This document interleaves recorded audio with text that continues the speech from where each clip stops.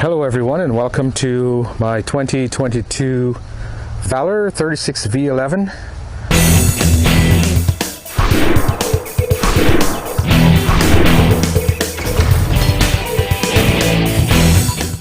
I just want to point out something that's not very obvious. When I ordered this unit, the sewer hose holder there, the one on the right, came from the factory to the dealer and it was cracked in several places, and Alliance was kind enough to send a new one, and I fixed the old one up. I didn't want to throw it out, and installed a new one to the left of it. So now I have two. Some places I go to, I had to stretch the hose all the way to the back, and I don't have enough hose to get there. So this way I can have two pieces of hose and have them neatly stored away here. And another thing I want to point out, I was at a campsite. My wife and I were at a campsite 2 weeks ago, and there was a guy going around spraying the underside of these units so bugs and mice and rodents and that kind of stuff won't get in. It lasts for about 2 years, so I had it done. It cost me $150. I'll take a walk on the inside.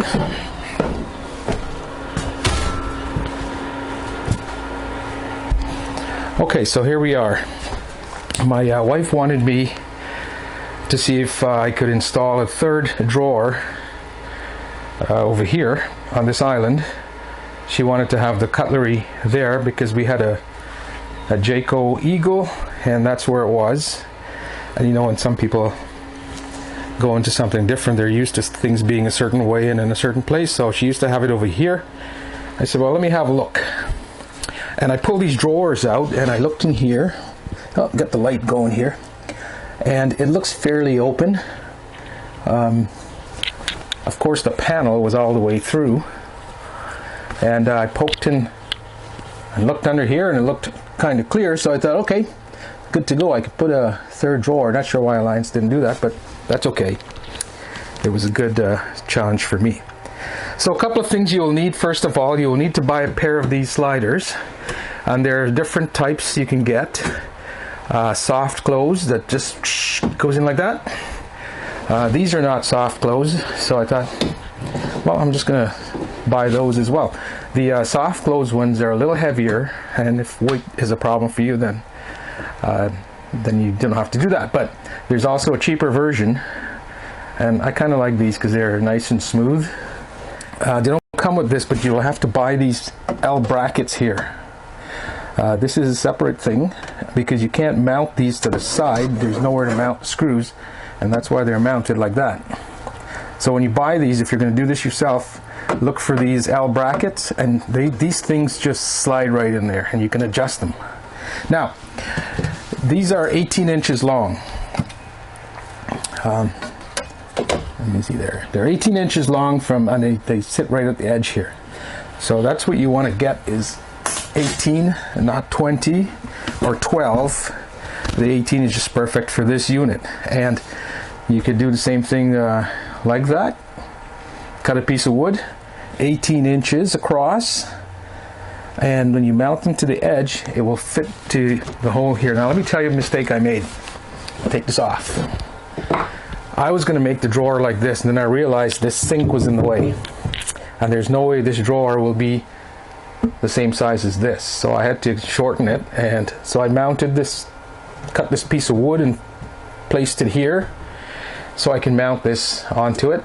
And to fix my mistake, I got this, which kind of looks okay. I'm going to darken it a little bit to match, but it kind of looks like it belonged there, right? And that'll cover up my mistake. So if you are going to do this, don't cut this further. Cut it exactly 15 inches. Because the drawer needs ½ an inch on either side, will be 14 inches wide, and that's good enough. I also had the drawer very high, and it was hitting those things back there, so I thought, you know, I'm just going to cut it down to 6 inches high. So my drawer is 18 inches long, 14 inches across, and 6 inches high. It's good enough for cutlery. And like I said, you can get these at Home Depot. They're not expensive. You can pick up these at Home Depot as well. So what I did first of all was I had to drill 2 little holes here to get started, and I had to pick this little guy up and start cutting it like this all the way through. I had to drill another hole here to cut upwards, same over here, and once you do that, the little pieces of this panel you can take them off.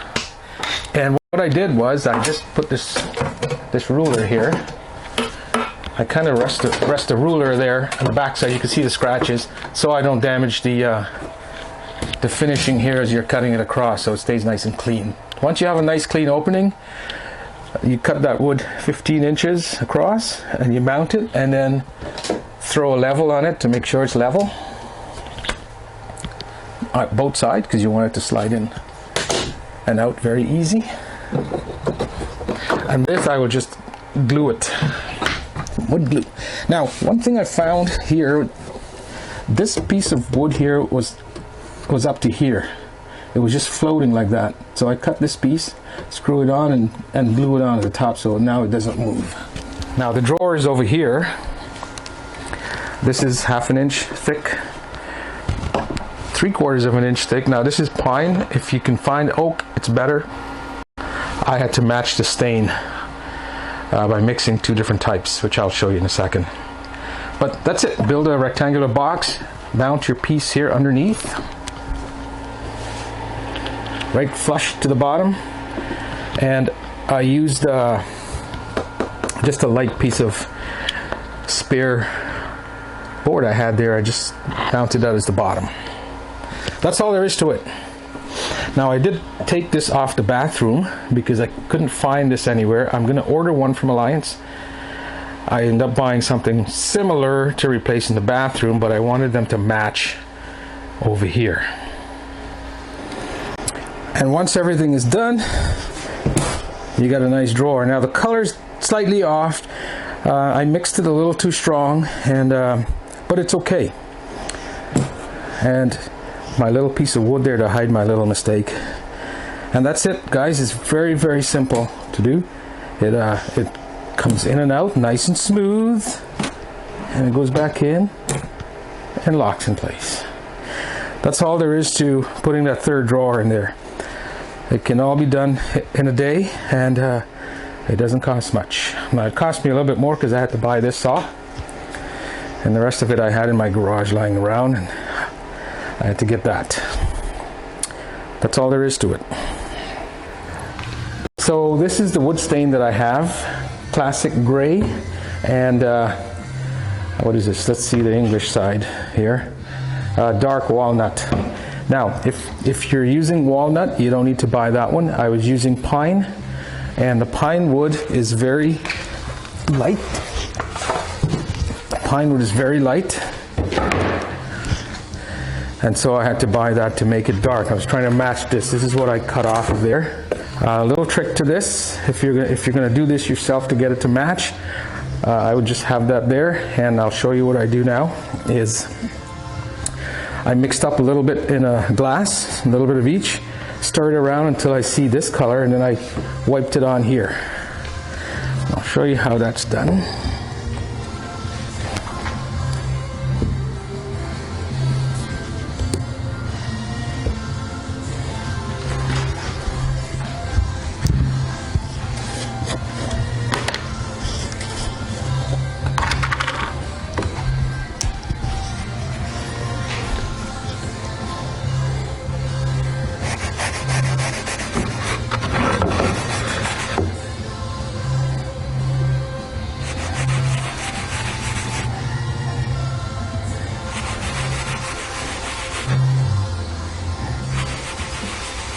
Don't paint it. Use a cloth and keep applying it like this. You can also mix it up in a glass until you get the right color.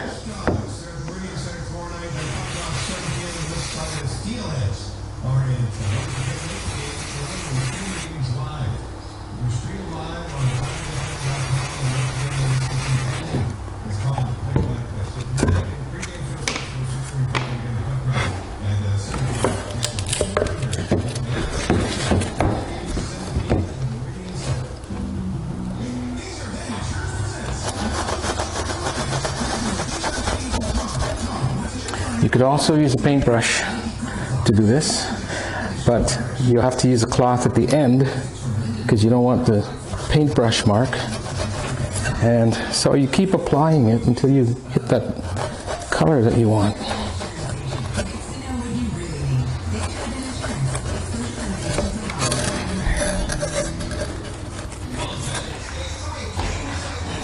And then at the end,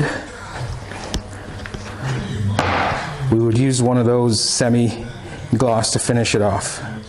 And there you have it. Easy peasy.